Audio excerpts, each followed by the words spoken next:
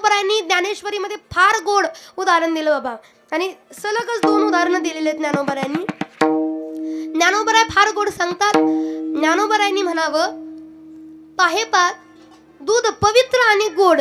दूध कसं असतं? पवित्र आणि गोड असतं.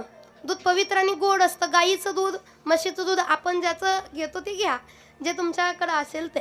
आता दूध पवित्र आहे, गोड आहे, पण आपली अवस्था कोणासारखी झाली माहिती का? आपली अवस्था गोचडासारखी झाली.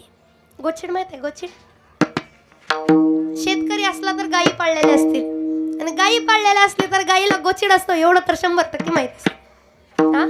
हा, गायीचा गोचिड आपल्याला सगळ्याला माहित आहे. गायीच्या अंगाला तो रात्रंदिवस चिटकून असतो गोचिड.